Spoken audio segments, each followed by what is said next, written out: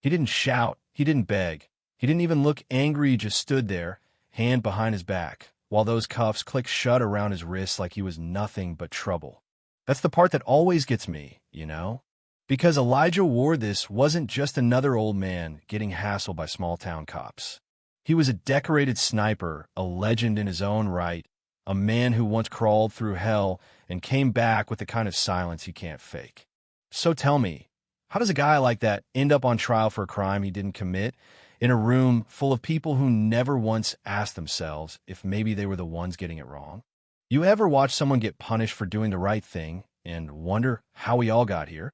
Yeah, that happened right there in Willow Creek. They say the worst stories don't start with a bang or a fist, they start with silence, with the kind nobody wants to break. It was just past sunrise, this old cracked sidewalk kind of town where your name and your coffee order both last for generations. Elijah was at the pump, same spot he'd used for years, moving careful and deliberate, in a denim shirt washed so many times it looked part of him, boots scuffed down to the story of every mile he'd ever walked. Nobody bothered Elijah, because Elijah never bothered anybody.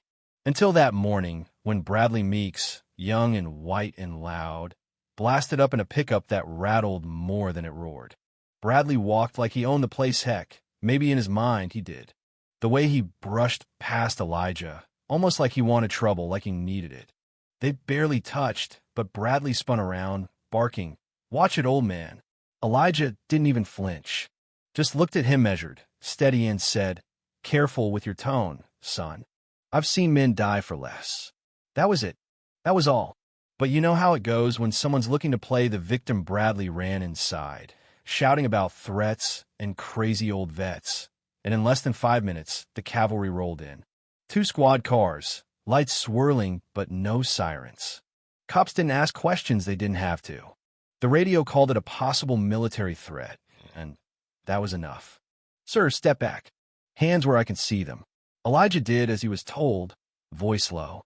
"What's this about?" But before anyone bothered to answer, the cuffs were on him. "Tight, too tight. You don't have to treat me like this," Elijah said, voice steady as ever. "You're not under arrest for how we treat you." The officer shot back. Elijah just looked at him, real quiet, real tired, and said, "No, I'm under arrest because I don't look like someone you'd stop and listen to." Then he shut up, just shut right down, and that silence, the same silence that once saved lives, was now the thing being used against him. Nobody in that parking lot stopped it, either. A man across the street muttered something about knowing better. A woman grumbled about black vets, thinking they're owed something. Some teenage kid made a joke about old black men being dangerous. But Elijah just let it all slide right off him, eyes fixed somewhere far away, maybe on something only he could see. As the cops led him to the cruiser, one of them asked, "You got anything to say for yourself?" Elijah looked out at the crowd, at the people who once waved at him from porches when he wore a uniform, and he said, "Funny thing, when I wore that uniform, y'all used to wave. Now you look at me like I'm the threat. Only thing that's changed is the clothes." Nobody answered. The door slammed. In that moment, Elijah Ward became what everyone already decided he was: a suspect, a problem, someone to be erased. What nobody knew, not yet, not even the judge, was that the silence they feared was the same one that had once kept 21 soldiers breathing. But in Willow Creek, that didn't matter. Not that morning. Not to anyone. The courthouse was colder than usual, and I'm not talking temperature. It was the kind of chill you feel when people have already made up their minds. Elijah came in through the side door, hands cuffed behind his back, deputies flanking him like they were bringing in a ghost. One officer whispered to another, guessing if Elijah was army or just homeless. The other said maybe both, judging by the smell. Elijah kept his head up. He'd heard worse from men who called him sir back when a uniform meant something. He sat at the defense table, stone still, didn't even ask for water, just waiting out the storm. The prosecutor, Mitchell Graves, made a show of reading the charges, his voice dripping with contempt. Mr. Elijah Ward, age 67, former military, charged with threatening a civilian at a gas station. No weapon, no defense, no family. He let that linger. Nobody laughed, but nobody looked away either. Judge Whitmore, ran her courtroom tight. Gray hair, sharper eyes, the type who didn't want speeches, just facts. When Clara Jensen, Elijah's public defender, tried to bring up his military service, the judge shot her down. This isn't a philosophy class. Give me the facts. Clara tried anyway, sitting beside Elijah, whispering, if you want them to hear you, you have to speak. Just once. But Elijah stared straight ahead, silent. On the jury, 12 faces all whitewashed him like he was a headline, not a human. One woman murmured something about PTSD. Another said he probably still thought he was in Afghanistan. So Elijah became a silhouette, a warning, a lesson in what happens when you let your past define you. And still, he didn't say a word. He could have told them about the war, about what he did and who he saved. He could have told them, I didn't threaten that boy. I just told him to watch his mouth. But why bother when nobody's really listening? Elijah knew sometimes silence says more than words ever could.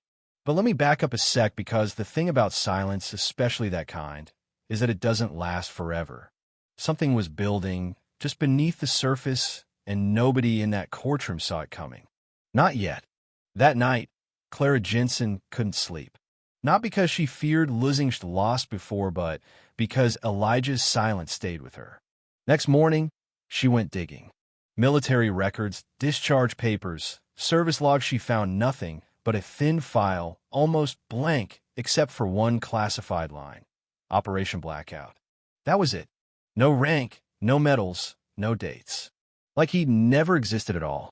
Outside the courthouse, Clara was approached by an old black veteran uniform cap, steady voice. You're representing Ward? He asked. I heard stories back in recon. They called him Blackout. Said he could hit a man's heart at 900 yards. First one you wanted to fight, last one you want against you.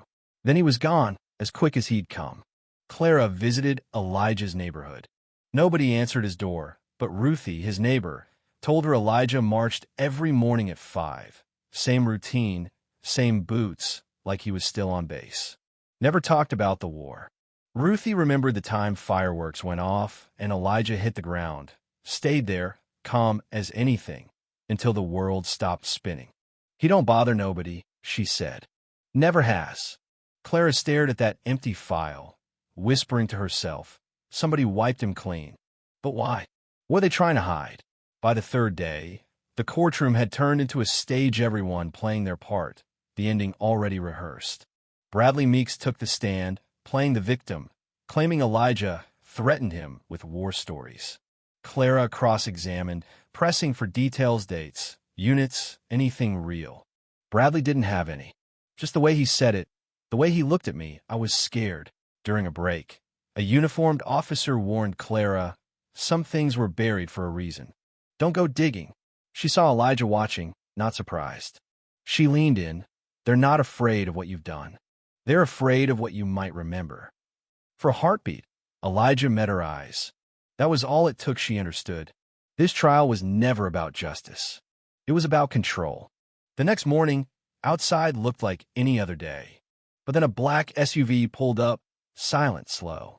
Out stepped General Langston Hale, 4 stars on his chest, the kind of man who walks into a room and rewrites the gravity. He carried a weathered folder marked Top Secret. Security snapped to attention.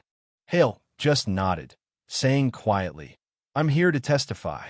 No announcement, no drama, just presence. Inside, the trial was winding down. The jury gone for recess, the judge distracted, Prosecutor Graves leaning back smugly. Then the doors opened, and General Hale walked in, headed straight for Elijah. No words, no hesitation. He stopped, saluted sharp, deliberate, respect made real. The room went still as death. Judge Whitmore, rattled, asked who he was. General Langston Hale, United States Army. I'm here because if this man hadn't pulled the trigger that day, 19 soldiers, including me, would have come home in flag-draped coffins. The silence didn't break. It shattered. Hale explained, Blackout Unit, Special Recon, March 11th, 2007. Surrounded, no way out. But Elijah crawled through hell and saved them. He disappeared afterward. His name was wiped clean, but I remember his face. I never forgot. Judge Whitmore read the folder, face shifting from confusion to shame. The room began to buzz a hero erased, now on trial for a gas station spat. Hale faced the jury. You don't chain men like this. You honor them. You remember them. Then something nobody expected. He knelt in front of Elijah, out of gratitude, not weakness. The courtroom sobbed. The jury wiped away tears. When the verdict came, it wasn't drama or shouting, just stillness. All charges dismissed. Elijah walked out, free. No speech, no smile, just a man reclaimed from the shadows. Outside, a boy saluted Elijah. I want to be like you when I grow up. Elijah nodded, and the whole town, for once, saw what they'd been missing. In the weeks that followed, Elijah's story swept the country a lesson about the cost of silence, the danger of forgetting, and the rare, fragile moment when the truth finally gets heard. Sonno, it's your turn. Was justice served? Was silence strength or surrender? Drop your thoughts below, because stories like this don't end when the gavel drops. They end when we decide what we're willing to remember and what we're willing to forget.